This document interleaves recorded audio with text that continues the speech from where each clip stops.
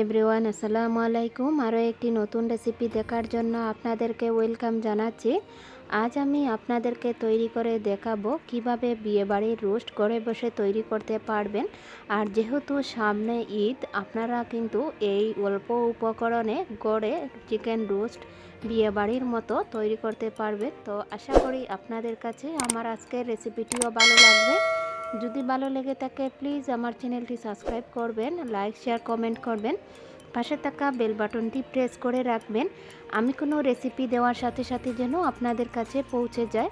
আর যেহেতু আমি এই চ্যানেলে নতুন এবং সিলেটি, সেজন্য কথাবার্তায় কোনো ভুল হতে পারে, তো এতে আপনারা আমাকে ক্ষমাস্বরূপ দৃষ্টিতে দেখবেন।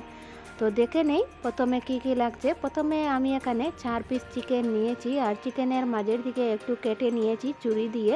আপনারা চাইলে কাঁটা চামচ দিয়ে এভাবে কেটে নিতে পারেন, এতে করে ভিতরে মশলাটা ঢুকে যাবে। এখন আমি এখানে হাফ টি স্পুনের মতো লবণ দিয়ে প্রথমে একটু মেখে নেব, এতে করে চিকেনটা একটু নরম হয়ে যাবে। দিয়ে দিচ্ছি 1 টেবিল চামচ মরিচের গুঁড়া এবং 1 টেবিল চামচ হলুদের গুঁড়া। এটা কিন্তু অপশনাল, আপনারা চাইলে দিতে পারেন, আবার না চাইলে না দিলেই হবে। তবে আমার কাছে মনে হয় এটা না দিলে চিকেনটা দেখতে সাদা সাদা লাগছে, তো কালারটা আসছে না, সেজন্য আমি দিয়েছি। দিয়ে এটাকে মেখে একটা সাইডে রেখে দেব। সো এখন আমি এখানে নিয়ে নিচ্ছি 1/4 কাপ টক দই, নিয়ে খুব ভালোভাবে একটু ফেটে নিচ্ছি। নেওয়ার পরে দিয়ে দিচ্ছি 1 টেবিল চামচ সয়া সস, 2 টেবিল চামচ টমেটো সস। তো এখানে আপনারা আপনাদের চিকেনের পরিমাণ অনুযায়ী দিবেন। দিয়ে দিচ্ছি আমি 1 টেবিল চামচ থেকে উপরের লেভেল মতো এখানে কাজু বাদাম, পেস্তা বাদাম, চীনা বাদাম সবগুলো মিলিয়ে পেস্ট করে 2 টেবিল চামচের মতো দিয়েছি। দিয়ে দিচ্ছি আমি এখানে আমের আচার, 2 টুকরো আমের আচার খুব ভালোভাবে ভেঙে আমি দিয়ে টক দইয়ের সাথে মিশিয়ে নিচ্ছি। তো নেওয়ার পরে চুলায় একটি প্যান বসিয়ে পর্যাপ্ত পরিমাণ তেল গরম করে নিয়েছি। নিয়ে এখন আমি বেরেস্তা করে নেব। বেরেস্তার জন্য দিয়ে দিচ্ছি আমি এখানে হাফ কাপ পেঁয়াজ কুচি, দিয়ে চুলার আগুনটা মিডিয়ামে রেখে একটু ভেজে নেব। তো যখন এভাবে লাল হয়ে যাবে তখন বেরেস্তাটা তুলে নিতে হবে। তো সবগুলো বেরেস্তা আমি তুলে নিয়েছি। এখন একই তেলে আমি চিকেনটা ভেজে নেব। তো এখন সবগুলো চিকেন দিয়ে আমি নেড়ে চেড়ে সম্পূর্ণ চিকেনটা ভেজে নেব। যতক্ষণ পর্যন্ত নিচের দিকটা লাল না হচ্ছে ততক্ষণ পর্যন্ত ভেজে নিয়েছি। তো এখন আমি উল্টে নেব, আর যখন এভাবে লাল হয়ে যাবে তখন এটাকে উল্টে দিতে হবে। তো এ পর্যায়ে আমি 7 থেকে 8 মিনিটের মতো সময় লেগেছে এটা ভাজতে। তো এখন একটি একটি করে দুইটি সাইড হয়ে যাওয়ার পরে আমি তুলে নেব। আর এই চিকেনটা ভাজার কারণে যখন আমরা রোস্ট তৈরি করব, এতে খাওয়ার পরিমাণটা খুবই ভালো লাগে।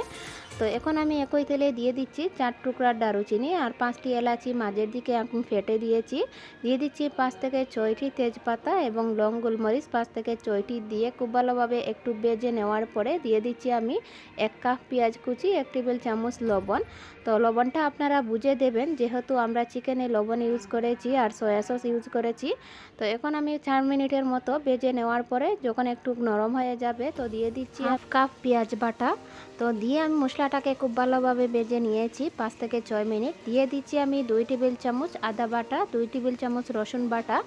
তো দিয়ে খুব ভালোভাবে মশলাটা আমি 5 থেকে 6 মিনিট ভেজে নেব। আর খুব বেশি কিন্তু আপনারা মশলাটা ভাজতে হবে। দিয়ে দিচ্ছি আগে যে আমি উপকরণ একটু মশলা রেডি করে রেখেছিলাম টক দইয়ের, সেই উপকরণটুকু দিয়ে দিলাম। দিয়ে মশলাটাকে আমি প্রায় 15 মিনিটের মতো ভেজে নিয়েছি।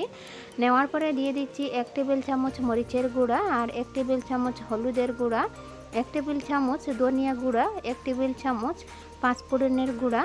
তো দিয়ে খুব ভালোভাবে আবার ভেজে নেব। আর যত বেশি এই মশলাটা কষাবেন তত বেশি আপনি বিয়েবাড়ির চিকেন রোস্টের ফ্লেভার পাবেন। দিয়ে দিচ্ছি আমি এখানে 1 কাপ দুধ, আপনারা চাইলে এখানে গুঁড়া দুধও দিতে পারেন, 1 টেবিল চামচ চিনি।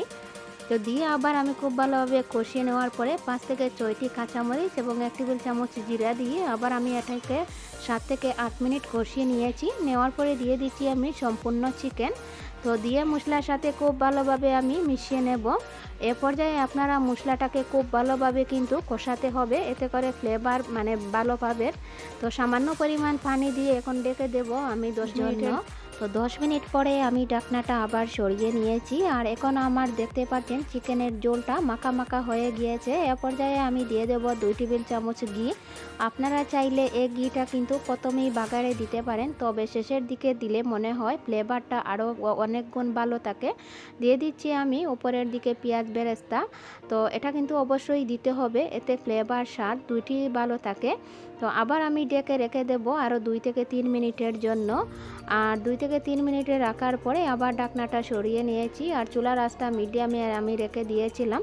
তো এখন আমি উপর নিচ করে আবার নেড়ে দিচ্ছি। আর এ পর্যায়ে আমার চিকেনটা হয়ে গিয়েছে। এখন আমি চুলা থেকে নামিয়ে একটি প্লেটে নিয়ে নেব।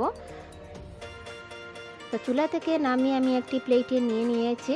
এখন আমি উপরের দিকে আবার পেঁয়াজ বেরেস্তা দিয়ে দিচ্ছি দেখার সৌন্দর্যের জন্য। দিয়ে দিচ্ছি এখানে সামান্য পেস্তা বাদাম কুচি, এটা কিন্তু অপশনাল।